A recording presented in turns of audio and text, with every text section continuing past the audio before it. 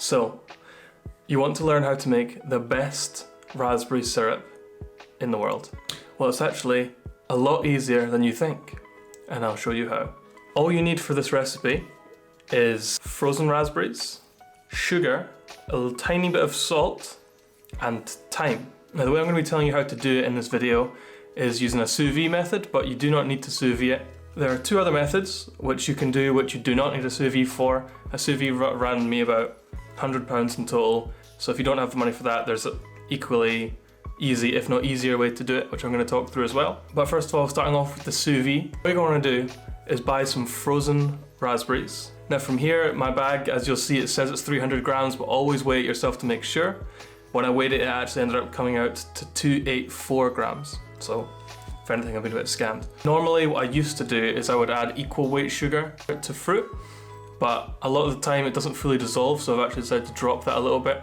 So I've dropped 200 grams of sugar, so it's going to be less syrupy and more fruit forward. After you've weighed out your fruit and your sugar, all you're going to do is combine them together in a sealable bag. I'm just using Ziploc bags. You could use vacuum seal bags, but that's just another expense, which I don't really need. I've got loads of these Ziploc bags at home. And then I'm also going to add in just a pinch of salt. I haven't measured it out, but just a pinch of salt will go a long way in enhancing the flavors. Now, all you're going to do with the bag now is set it in your sous vide at 50 degrees for 2 hours. Now, with the sous vide, if you're unfamiliar, it's a method of cooking that allows you to maintain a certain temperature for an exact amount of time. This is ideal for infusions within bartending because you can extract different flavors at different temperatures, at their optimal temperature. For example, I would never really go higher than 55 degrees or so on fruit like strawberries or raspberries, especially strawberries. They are very susceptible to heat. If you cook a strawberry, it completely changes its flavor, whereas if you keep it at that constant temperature, it still keeps a fresh flavor without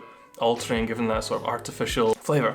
Once the time is up and you're happy with how the syrup has come out, there should be no sugar left to dissolve. You can take it out the sous vide and pass it through a cheesecloth just to make sure that you capture all of the sediment, but also you can maybe squeeze out a little bit extra of the juice. And from there, all you have to do is bottle it and it's ready to go. You can use this, I normally say it's got a bit of shelf life of 2 weeks, but I would normally always check it after a week or 10 days. If you want it to last a little bit longer, you can also add some acids. A lot of the time I'll add citric acid and malic acid to sort of give the syrup more of a rounded, robust, acidic taste as well.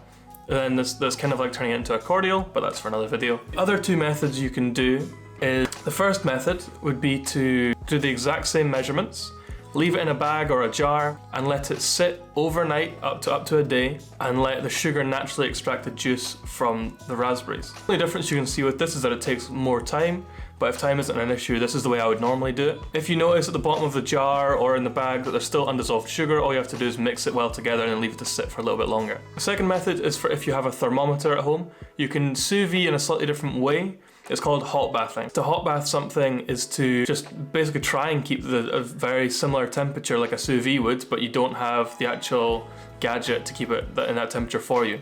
So if you have a thermometer and you have a kettle, I guess, you can heat up your kettle and keep on adding water until it's at about 50 degrees. And then over time, as it cools down, you just top up with more hot water so it stays at a rough temperature. Only thing with this is that it's quite inconsistent. However, just as long as you're not going above that sort of cooked line, then it's going to be fine. It's another method that I use quite a lot, especially if I need something done a bit quicker. Now that I have a sous vide, that's kind of solved for me. But if you don't have the money, then this is one of the other best ways to do it. And that's it. That's the most simple syrup in the world. This works for so many other fruits. So I have to say is that I hope you find it useful, and I hope you make it and let me know how it is.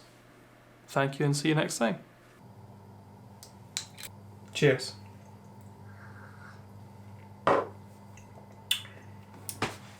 Yeah.